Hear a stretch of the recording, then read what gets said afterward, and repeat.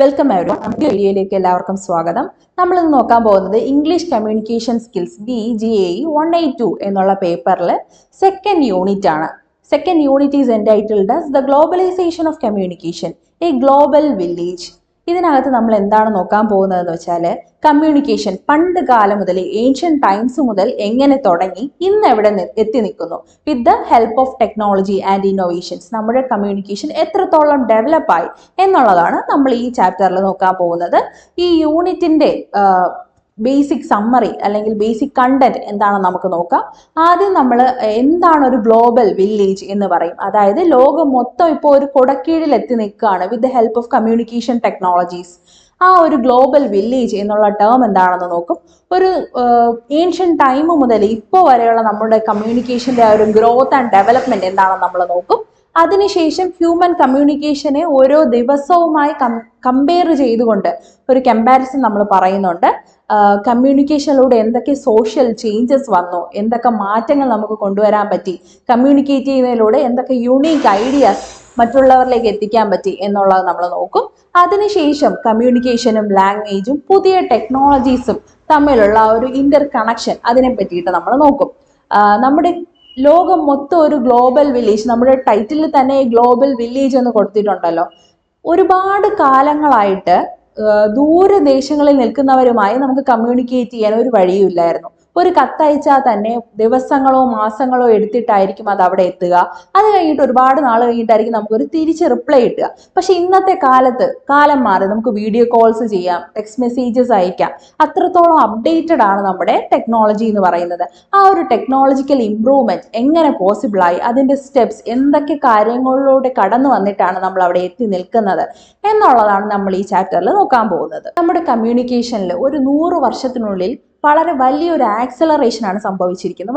വളരെ വലിയൊരു മാറ്റം. അത് ഗ്ലോബലി വന്ന ഒരു മാറ്റമാണ്. ചെറിയൊരു പർട്ടിക്കുലർ ഏരിയയിൽ മാത്രമല്ല, എൻറ്റയർ ഗ്ലോബിൽ നമ്മുടെ ലോകത്ത് ഫുള്ള് എല്ലാവർക്കും എത്തിപ്പെടാൻ പറ്റുന്ന തരത്തിലുള്ള ഒരു കമ്മ്യൂണിക്കേഷൻ നമ്മൾ ബിൽഡ് ചെയ്തുകൊണ്ട് വന്നിട്ടുണ്ട്. അതെങ്ങനെ ടെക്നോളജിക്കലി പോസിബിൾ ആയി എന്നുള്ളതാണ് നമ്മൾ ഈ ചാപ്റ്ററിൽ ഡീൽ ചെയ്യുന്നത്.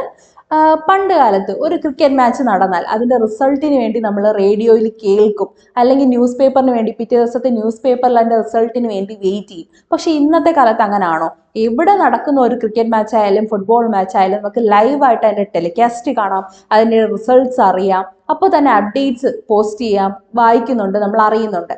അങ്ങനെ ഒരു കമ്മ്യൂണിക്കേഷൻ പോസിബിൾ ആയത് ബിക്കോസ് ഓഫ് ദ ടെക്നോളജീസ്. നമ്മളൊരു ഗ്ലോബൽ വില്ലേജിൻ്റെ ഭാഗം ആയതുകൊണ്ടാണ്.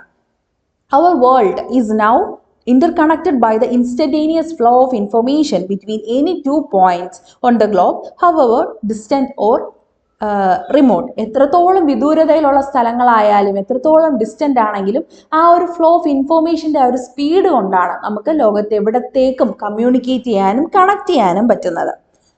ഇന്നത്തെ കാലത്ത് ന്യൂസ് പേപ്പേഴ്സ് ഉണ്ട്, ടെക്നോളജീസ് ഉണ്ട്, smart phones, computers, laptops, tabs, ഇതെല്ലാം നമ്മളെ കമ്മ്യൂണിക്കേറ്റ് ചെയ്യാൻ ഹെൽപ്പ് ചെയ്യുന്നതാണ്. നമ്മൾ പറഞ്ഞല്ലോ, ആദ്യം മുതലുള്ള ഏൻഷ്യൻ ടൈം ഓഫ് കമ്മ്യൂണിക്കേഷൻ്റെ ഗ്രോത്തിനെ പറ്റിയാണ് നമ്മൾ നോക്കുന്നത്. പണ്ട് കാലത്ത് ആൾക്കാർ എങ്ങനെയായിരിക്കും കമ്മ്യൂണിക്കേറ്റ് ചെയ്തിട്ടുണ്ടാവുക? ഓറലി ആയിരിക്കും. ഏൻഷ്യൻ ഹ്യൂമൻസ്, അതായത് ഹോമോസാപ്പിയൻസ് എന്ന് പറയുന്ന പ്രിമിറ്റീവ് മാൻ, അവരുടെ കമ്മ്യൂണിക്കേഷൻസ് എങ്ങനെയായിരിക്കും? ഓറലി ആയിരിക്കും. കേവ് പെയിൻറ്റിങ്സിലൂടെ ആയിരിക്കും. അവർക്ക് കമ്മ്യൂണിക്കേറ്റ് ചെയ്യാനുള്ള കാര്യങ്ങൾ കേവ് പെയിൻറ്റിങ്സിലൂടെ അവർ കമ്മ്യൂണിക്കേറ്റ് ചെയ്യും. BC-യിലും കോമൺ ഇറയിലും ഒക്കെ അവർ കമ്മ്യൂണിക്കേറ്റ് ചെയ്യാൻ ഉപയോഗിക്കുന്ന രീതികൾ വളരെ ഏൻഷ്യൻ ടൈപ്പ് ആയിരിക്കും. പക്ഷെ ഇപ്പോൾ നമ്മൾ ഉപയോഗിക്കുന്ന കാര്യങ്ങൾ ഒരുപാട് മാറിയിട്ടുണ്ട്. ആ ഒരു ഗ്രോത്ത് നമുക്ക് നോക്കാം. ടെലഫോൺ ഇൻവെന്റ് ചെയ്യുന്നത് 1876 CE-യിലാണ്. അതിനുശേഷം നമ്മുടെ കൊമേഴ്ഷ്യൽ റേഡിയോ വരുന്നത് 1900 CE-യിലാണ്. CE എന്ന് വെച്ചാൽ എന്താണ്? കോമൺ ഇറ. BE എന്ന് വെച്ചാൽ ബിഫോർ കോമൺ ഇറ. ഈ രണ്ട് ഫുൾ ഫോംസ് നമ്മൾ ചെറുതായിട്ടൊന്ന് അറിഞ്ഞിരിക്കണം. അതിനുശേഷം കൊമേഴ്ഷ്യൽ റേഡിയോയ്ക്ക് ശേഷം ഇൻവെന്റ് ചെയ്തതാണ് സൗണ്ട് മോഷൻ പിക്ചേഴ്സ്. അതിനുശേഷം വന്നതാണ് electronic computers, prototype electronic computers. And then നമ്മൾ കണ്ടുപിടിച്ചിട്ടുള്ളതാണ് സെനോഗ്രഫി, കളർ ടെലിവിഷൻ. ആദ്യമായിട്ട് കൊമേഴ്ഷ്യൽ സാറ്റലൈറ്റ് ഇൻവെന്റ് ചെയ്യുന്നത് 1962 CE-യിലാണ്. ഇത്രത്തോളം ഒരു ലൈഫ് ആക്സലറേറ്റ് ചെയ്യുന്ന ഇൻവെൻഷൻസ് നമ്മൾ ഹ്യൂമൻസിനെ നടത്താൻ പറ്റിയിട്ടുണ്ട്. ഇത്തരം മാറ്റങ്ങളൊക്കെ വന്നിട്ടുണ്ടെങ്കിലും കമ്മ്യൂണിക്കേറ്റ് ചെയ്യുന്നതിലൂടെ മാത്രമേ ഒരാളുടെ ഉള്ളിലുള്ള യുണീക്ക് ഐഡിയ മറ്റൊരാളിലേക്ക് എത്തിക്കാൻ പറ്റൂ. ലോകത്തിൻ്റെ വിവിധ സ്ഥലങ്ങളിൽ നിന്നുള്ള ആൾക്കാർക്കായിരിക്കും ഒരേ കോമൺ ഐഡിയാസ് വരിക, അത് അവർക്ക് കമ്മ്യൂണിക്കേറ്റ് ചെയ്യാനായിട്ട് ഒരു കോമൺ പോയിന്റ് വേണം, കമ്മ്യൂണിക്കേറ്റ് ചെയ്യാൻ ഒരു കോമൺ സ്ഥലം വേണം. അത് പോസിബിൾ ആക്കിയത് with the help of inventions ആണ്. ആദ്യകാലങ്ങളിൽ എങ്ങനെയാണ്, എഴുതിയായിരിക്കും നമ്മൾ കാര്യങ്ങൾ കമ്മ്യൂണിക്കേറ്റ് ചെയ്യുക. ഒരു സ്ഥലത്തുള്ള ആള് നോവലിലോ ബുക്കുകളിലോ ഒക്കെ പബ്ലിഷ് ചെയ്യുന്ന കാര്യം മറ്റൊരാൾ വായിച്ചറിയുന്നു. അതും പ്രിന്റിംഗ് പ്രസിന്റെ സഹായം, പ്രിന്റിംഗ് പ്രസ് എസ്റ്റാബ്ലിഷ്ഡ് ആയതിനു ശേഷമാണ് റിട്ടൺ ഫോമിൽ അല്ലെങ്കിൽ പബ്ലിഷ്ഡ് ഫോം ഓഫ് ബുക്സ് വന്നത്. അതിനു മുമ്പ് എങ്ങനെയായിരിക്കും, ഹാൻഡ് റിട്ടൺ ഫോമിലായിരിക്കും കാര്യങ്ങൾ കമ്മ്യൂണിക്കേറ്റ് ചെയ്തിട്ടുണ്ടാവുക. അല്ലെങ്കിൽ തന്നെ നമ്മൾ ആലോചിച്ച് നോക്കിയാൽ പണ്ട് നമ്മൾ പഠിക്കുന്ന രീതി എങ്ങനെയായിരിക്കും, സോക്രാറ്റിക് ഫോം ഓഫ് വിദ്യാഭ്യാസം അല്ലെങ്കിൽ ഗുരുകുല വിദ്യാഭ്യാസം എന്ന് പറയാം. ഒരു ഗുരുവിൻ്റെ അടുത്ത് പോയിരുന്ന് പഠിക്കും. പക്ഷെ ഇപ്പോൾ നമ്മൾ അങ്ങനെയാണോ, ഓൺലൈനായിട്ട് പഠിക്കും. CD DVD നമ്മുടെ ലാപ്ടോപ്സ് ഉപയോഗിച്ച് നമുക്ക് കമ്മ്യൂണിക്കേറ്റ് ചെയ്യാനും പഠിക്കാനും ഒക്കെ പറ്റും. മെമ്മറൈസേഷൻ്റെ വലിയൊരു ഭാഗം ഇപ്പോൾ ആവശ്യമില്ല. കാരണം പണ്ട് നമ്മൾ ബുക്സ് എടുത്തു വെച്ച് വായിച്ച് റെഫർ ചെയ്ത് കാണാതെ പഠിക്കേണ്ട ഒരു അവസ്ഥയുണ്ടായിരുന്നു. പക്ഷെ ഇപ്പോൾ നമുക്കെല്ലാം ഫിംഗർ ടിപ്പിൽ കിട്ടും. നമ്മളൊന്ന് ജസ്റ്റ് ഗൂഗിൾ ചെയ്താൽ മതി, സെർച്ച് ചെയ്താൽ മതി. നമുക്ക് ഒരുപാട് സെർച്ച് എൻജിൻസ് ഉണ്ട്. ഇതൊക്കെ പോസിബിൾ ആയത് വിത്ത് ദ ഹെൽപ്പ് ഓഫ് ടെക്നോളജിയാണ്. പിന്നെ കാൽക്കുലേറ്റ് ചെയ്യുക, കാൽക്കുലേറ്റേഴ്സിൻ്റെ ഇൻവെൻഷനോടുകൂടി മാത്തമെറ്റിക്സ് ഒരുപാട് അപ്ഗ്രേഡ് ആയി. ഒരുപാട് ഇൻവെൻഷൻസ് അതിൽ തന്നെ വന്നിട്ടുണ്ട്.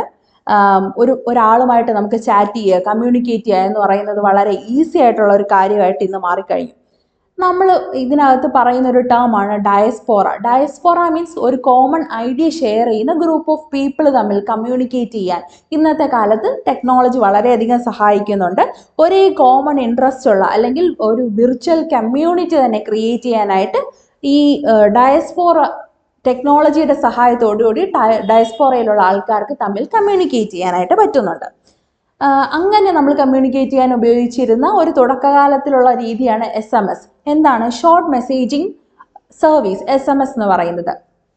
SMS ഒരിക്കലും നമ്മൾ ഫുൾ സെൻറ്റൻസോ ഫുൾ വേർഡ്സോ ആയിരിക്കില്ല, വളരെ ഷോർട്ട് അബ്രിവിയേറ്റഡ് ആയിട്ടുള്ള വേർഡ്സ് ആയിരിക്കും ഉപയോഗിക്കുന്നത്. പണ്ട് കാലത്ത് ഇതേപോലെ ഷോർട്ട് അബ്രിവിയേറ്റഡ് വേർഡ്സ് ആൾക്കാർ ഉപയോഗിച്ചിട്ടുണ്ട്. അതിനെ റീവേഴ്സ് റൈറ്റിംഗ് എന്നാണ് പറയുന്നത്.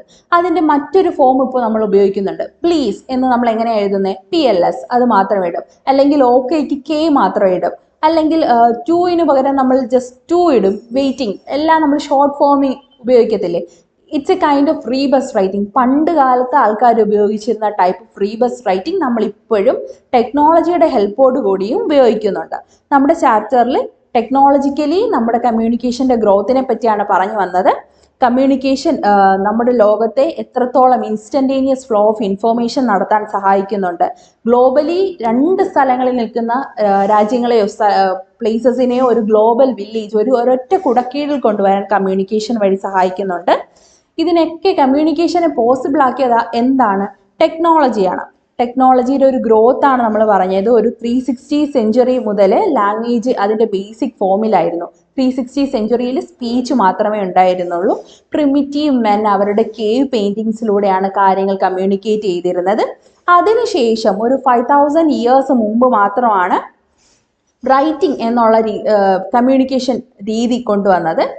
അതിനും ശേഷം ഒരു 310 സെഞ്ച്വറീസ് ആയപ്പോഴാണ് റൈറ്റിംഗ് എസ്റ്റാബ്ലിഷ്ഡ് ആയി തുടങ്ങിയത്. ആൾക്കാരിലേക്ക് ഇതൊരു പോപ്പുലർ മീഡിയമായിട്ട് എത്തി തുടങ്ങാൻ പറ്റിയത്. അതിനും ഒരുപാട് നാളുകൾക്ക് ശേഷമാണ് പ്രിന്റിംഗ് പ്രസ് വരുന്നതും കാക്സ്റ്റന്റെ പ്രിന്റിംഗ് പ്രസ് വരുന്നതും ഗുട്ടൻബർഗിന്റെ ബൈബിൾ പബ്ലിഷ് ചെയ്യുന്നതൊക്കെ ഇതിന് ഒരുപാട് നാളുകൾക്ക് ശേഷമാണ്. അങ്ങനെയാണ് റൈറ്റിങ്ങിലൂടെ ഈ ഒരു കമ്മ്യൂണിക്കേഷൻ ആക്സലറേറ്റ് ചെയ്യാൻ തുടങ്ങിയത്. നമ്മുടെ കമ്മ്യൂണിക്കേഷൻ ഇൻവെൻഷൻസ് ആക്സലറേറ്റ് ചെയ്യാൻ തുടങ്ങി. ടെക്നോളജിയുടെ ഹെൽപ്പോടുകൂടി നമ്മുടെ ലൈഫ് സ്റ്റൈൽസും കുറച്ചുകൂടി ഇമ്പ്രൂവ് ആവാൻ തുടങ്ങി. പ്രിന്റിംഗ് പ്രസിന്റെ ഡെവലപ്മെന്റ് നമ്മൾ പറഞ്ഞല്ലോ. അതിനുശേഷം ഓറലി കമ്മ്യൂണിക്കേറ്റ് ചെയ്യുന്ന രീതി ഗുരുകുല വിദ്യാഭ്യാസത്തിൽ നിന്നും നമ്മൾ ടെക്നോളജിക്കലി ഹെൽപ്പോടുകൂടി കൂടുതൽ അഡ്വാൻസ്മെൻറ്റിലേക്ക് എത്തിക്കാൻ തുടങ്ങി. നമ്മുടെ മെമ്മറി ഉപയോഗിച്ച് ഒരുപാട് സ്ട്രെസ്സും സ്ട്രെയിനും എടുത്ത് പഠിച്ചിരുന്ന രീതി മാറി ടെക്നോളജി ഉപയോഗിക്കാൻ തുടങ്ങി. White boards, interactive white boards ഉപയോഗിക്കാൻ തുടങ്ങി. കാൽക്കുലേറ്റേഴ്സ് ഉപയോഗിക്കാൻ തുടങ്ങി. ഡോക്യുമെൻറ്റ്സ് ഉപയോഗിക്കാൻ തുടങ്ങി. ബുക്സിന് വേണ്ടി റെഫർ ചെയ്യാതെ നമുക്ക് ഓൺലൈൻ നോട്ട്സും PDFസും അവൈലബിൾ ആകാൻ തുടങ്ങി. അങ്ങനെ ഒരു വളരെ അടുത്ത കാലത്തായി നമ്മൾ വളരെ വലിയൊരു ആക്സലറേഷൻ, ഒരു കുതിപ്പാണ് കമ്മ്യൂണിക്കേഷൻ്റെ ഫീൽഡിൽ നടത്തിക്കൊണ്ടിരിക്കുന്നത്. ലോകത്തിൻ്റെ ഡിസ്പേഴ്സ്ഡ് ആയിട്ടുള്ള ഡയസ്പോറിക് കമ്മ്യൂണിറ്റീസിനെ തമ്മിൽ കമ്മ്യൂണിക്കേറ്റ് ചെയ്യാൻ ടെക്നോളജിയുടെ ഭാഗത്തോടെ സഹായിക്കാൻ പറ്റി. ഒരു വിർച്വൽ കമ്മ്യൂണിറ്റി അവർക്ക് ക്രിയേറ്റ് ചെയ്യാൻ പറ്റി. തൊട്ടടുത്ത ആളില്ലെങ്കിൽ പോലും തൻ്റെ കാര്യം പറയാൻ ഒരു ഡയസ്പോറയിലുള്ള ഒരാൾക്ക് വിർച്വൽ കമ്മ്യൂണിറ്റി വഴി സാധിക്കാൻ പറ്റി. പിന്നെ നമ്മൾ പറഞ്ഞത് ഷോർട്ട് മെസ്സേജിങ് സർവീസസിനെ പറ്റിയാണ്. അതിൽ തന്നെ റിവ്യൂസ് റൈറ്റിങ്ങിനെ പറ്റി നമ്മൾ പറഞ്ഞു. ഷോർട്ട് ഫോം ഓഫ് റൈറ്റിങ്ങിനെ പറ്റി പറഞ്ഞു.